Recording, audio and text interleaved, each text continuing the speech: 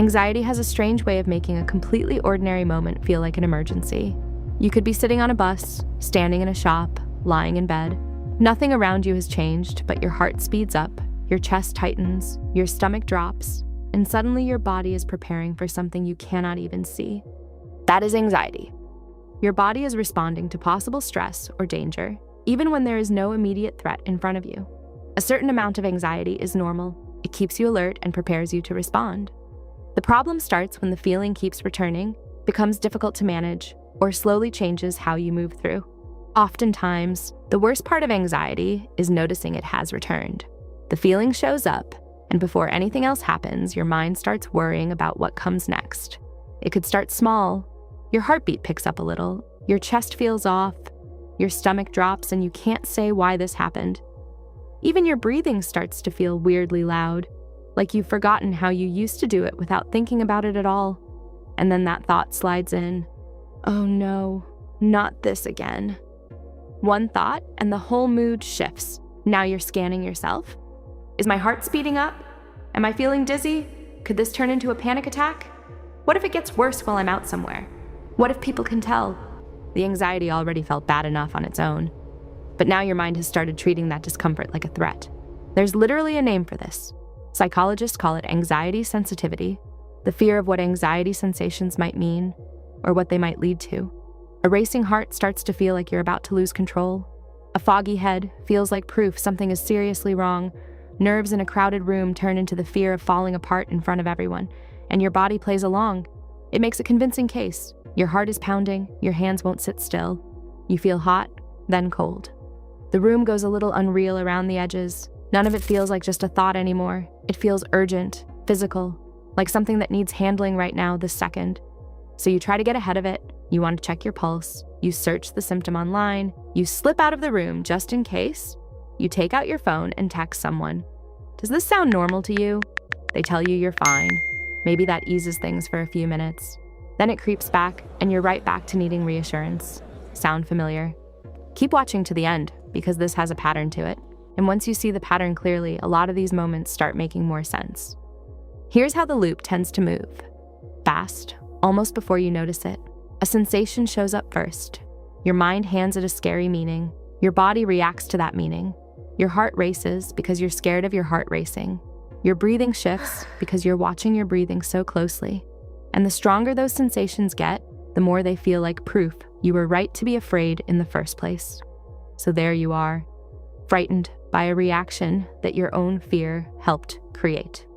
Researchers have actually traced this. Anxiety sensitivity shows up again and again alongside panic symptoms, and people who score higher on it tend to react harder when ordinary bodily sensations feel unfamiliar or threatening. This doesn't mean everyone who gets anxious has a panic disorder, and one panic attack does not automatically mean someone has panic disorder. What matters is the meaning your mind starts attaching to those sensations. Give it enough time, and anxiety stops being something that only shows up in hard moments. It becomes something you're always half expecting. You wake up and check in on your body before you've even sat up. You walk into a shop, and some part of you's already wondering if you'll need to leave. You're sitting in traffic thinking, what if I panic right here and can't get out? You're not just moving through your day anymore. Part of you is standing off to the side, watching, waiting for the first sign that your own body might turn on you. And keeping watch like that, all day, every day, it wears you down. Okay, so here's something nobody really tells you about anxiety. It doesn't come in loud, not at first. It just visits, shakes the room a little, then leaves. But give it enough time, and it stops visiting. It moves in. And that's when the weird stuff starts. Replying to a text becomes a whole process. Standing in a queue, your brain's doing something in the background. Traffic, small talk, laughing at the right moment, none of it's simple anymore. Even though from the outside, you look completely fine. Meanwhile, inside, there's this checking thing happening. Quiet, constant, like a hum you can't quite turn off. Your eyes find the exit before you even sit down. That other seat suddenly looks safer. One weird flutter in your chest, and boom, the whole mood in your body just flips. So you do what you've learned to do. Step outside for air, check your pulse just to be sure. Text someone, anyone, and wait for "you're fine" so you can actually believe it, even if just for a second. And it works, for a bit. The pressure lets go, then it comes back. and the same little routine is standing there, waiting for you again. That's really how anxiety works its way in.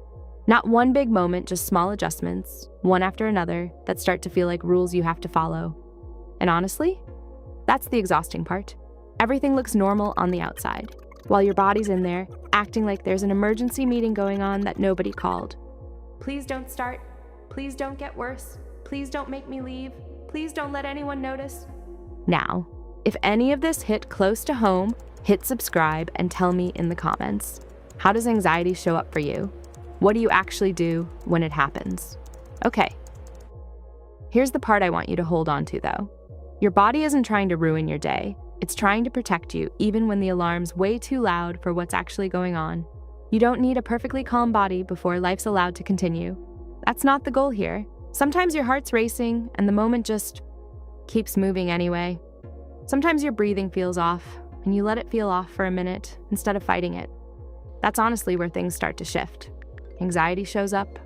Sure, but this time, it doesn't get to run the whole room.